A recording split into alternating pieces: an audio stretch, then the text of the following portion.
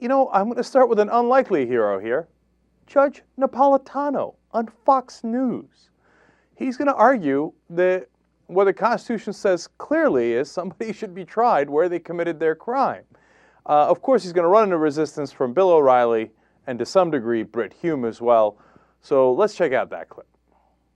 Clip number 9. If the Bush administration had declared war on al-Qaeda, a terrorist group, then you wouldn't have the opinion you have now. That's right. There was no declaration of war. So because there is no declaration of war, you say that any terrorist act, and surely 9/11 fits that bill, right?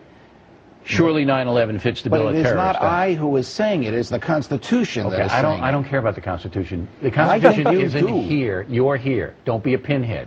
9/11 was a terrorist act, was it not?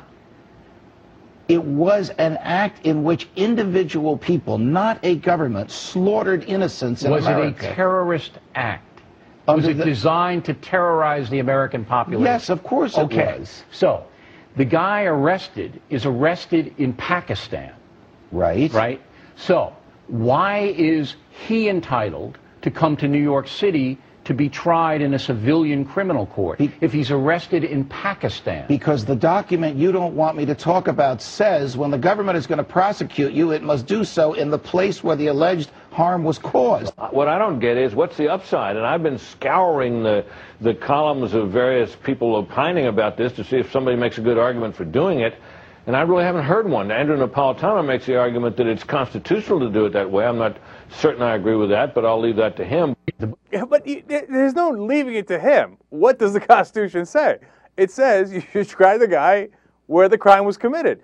But, I mean, look, the funny thing is you don't even have to go to the Constitution on this. It is such a core principle of not just American, but Western jurisprudence that we try people where they committed the crime, that their argument is laughable. And so Brit Hume says at the end there, I don't really see a good argument for it, except for the fact that it's absolutely true, but I'll say that's the opinion of Judge Napolitano on the Constitution. And, O'Reilly asked him the question. He said, why? And Napolitano answered it, and there it is. That's why. That's why you bring him to New York, because the crime happened in New York. It's so obvious that it's comical they argue against it. So, of course, O'Reilly, since he doesn't like those facts, says, I don't care about the Constitution. Don't be a pinhead. If you care about the Constitution, or you want to quote him the Constitution, to answer his question, well, then obviously you're being a pinhead.